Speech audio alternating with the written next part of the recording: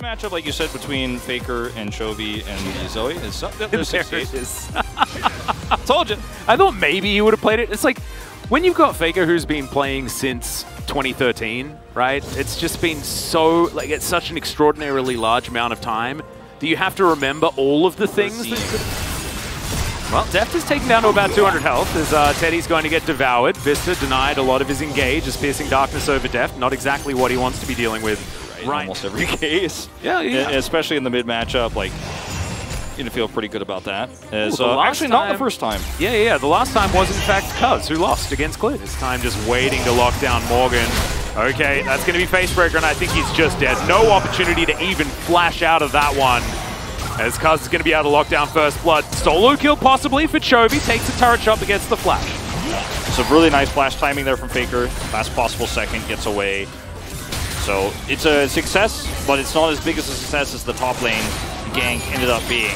Oh no. And look at this, Johan's down here, but Carry and Teddy are just still sitting pretty in the bot side of the map. Like 2v3, okay, spend more time here. Okay, wow, Vista actually still just going to decide to go in. Teddy burning down with the Ignite. Carrier now trying to walk away. Still has Flash available though. The stun comes in as Canna gets the two-man Facebreaker. It feels like the teleports are just perfectly unlocked for T1 this series. Oh no! And they're looking for even more. The stun's going to come in. They even had a ward there in preparation as Teddy locks down a kill for himself as well. Do enough damage, but you commit that hard, you find yourself teleport flanked. As you can see, Cuzz plays in windowed mode here. Yeah. And I mean, this is really easy. The stun is there, the follow-up Facebreaker, boom.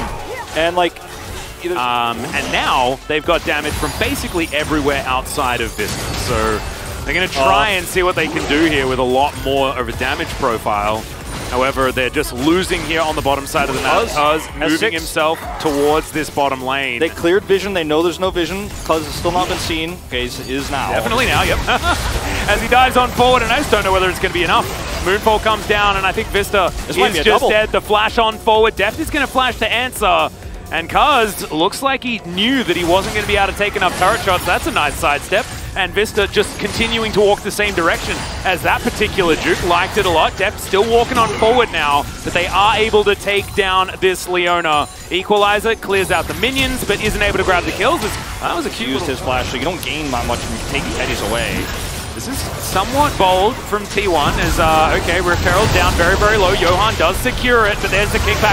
Faker making the plays as Leona, the first one to go down. Morgan diving into the backline. The equalizer is good, but it's too late. It's a double kill for the man in the mid lane.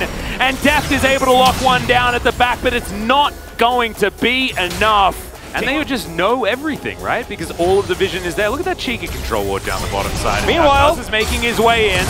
Okay, flashes out of the way. Not sure whether it's going to be enough. At least the Dawning Shadow misses. Can Morgan find the kill? The answer is absolutely not. Cuzz says calculated. I mean, maybe it's the perfect time for a nap. Yeah. You know, as the exhaust comes down, they're committing onto Johan, who flashes at the last second. I like that one. Solar Flare. Vista gonna flash as well. And there is a Rift Herald making her way down the bottom side of the map. We'll see whether she can actually get towards the charge. The Equalize is good. The Devour is even better, though, as Carrier spits Teddy out. He flashes. The Ignite ticks down and isn't going to be enough. And the double flashes will get T1 to safety. Chovy bounces up. How did that? That was ridiculous, and I have no idea how that one missed. As there it is, finally, a kill does go down. Just yet. Like, they need more of these moments, and that took everything they had. Oh dear.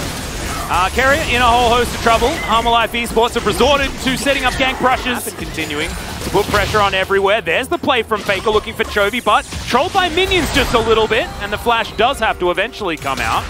Not the kill onto the mid laner of Harmolife Esports. Cloud Drake down to about half health here, but Harmolife Esports in position to try and fight it. Chovy only just getting his way over as there's the paranoia. Solar Flare finds absolutely no joy whatsoever, but it's a good equalizer as Morgan dives into the backline. Everyone going golden where they can. The kickback from Faker was fantastic, and the Varus is taken. Double kill for Teddy as he cleans up the bottom lane. It is an Infernal Soul, but I don't think that's the most important part because Johan, he's running for his life on the wrong side of the map. And so T1 walks out after all of the ultimates are pressed, and then they find themselves exactly what they want afterwards. Yeah, Johan's dead, real dead.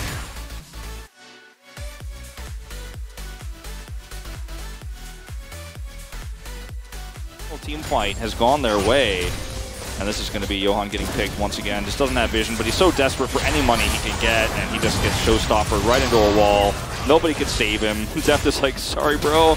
Yeah. There's nothing I can do. They can't see. They have to go in blind like this with Chovy's teleports. Well, Vista, he's going to flash on forward. There's going to be a flash out immediately from Teddy, though, as he just goes into the mists. And now, Harmolife Esports, have they overcommitted? Chovy trying to walk out. Vista not going to be so lucky as he looks to try and get out. Faker going to lock down that kill. As now Canna with the hugest shield ever, just chasing Morgan out. It is going to be a decent piercing arrow as Carrier comes on forward with the Lickitung, as you so beautifully put.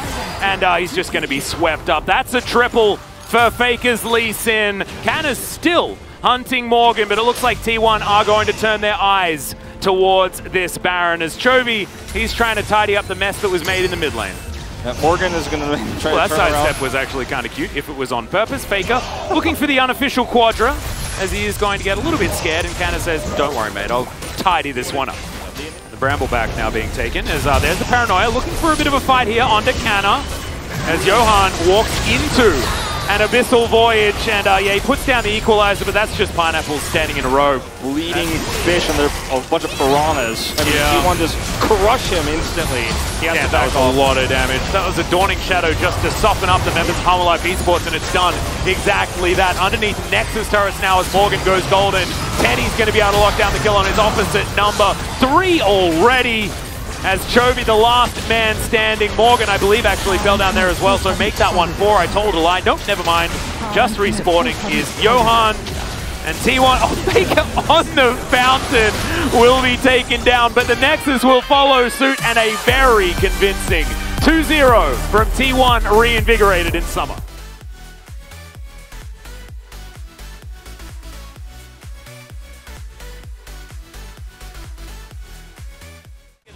Yeah, let's listen to T1 as they take down the Nexus. 먹기 돼. 몇 시계 있어? 오케이. 나이스. 나 이제 이겼다 여기. 나 이제 있었다. I want to see what Faker said. Yeah, me too. 다이애나. 나 보기 싫어. 다이애나 아쉬운데? 그러니까. 개 못하네. 방어 안 됐어. 한번 봐주라. 네, 나이스. 인사해야 돼. I think it's like, oh, that's T1 looking very good to start here against Harmolife Esports. This is one of the matchups of this week we were most excited for. This is one of those matchups you felt like, okay, this is going to be a fantastic one. It should be close. Maybe it goes to 3 games. We'll see Harmolife come back up. They've got a lot of time. They're back in form, you would hope. But it just doesn't end up being that way. It just does not end up being them being close to T1. These drafts were a little bit off. They were a little bit wonky. The execution of the draft in the second game was way better for T1. I mean, I can't criticize Harmolife's mid to late game turn around at anyone who comes through. Vista just couldn't even stay in a fight for more than 2 or 3 seconds. Thumbs up. Everybody's got a sign. Everybody's cheering. Everybody's screaming. Most of the signs say in the audience. Yeah. So a very exciting feeling for them, and I feel like as they continue to grow as players and as they continue to accumulate fans, there are just more and more opportunities to shine like this on the big stage. And maybe one day it'll be on the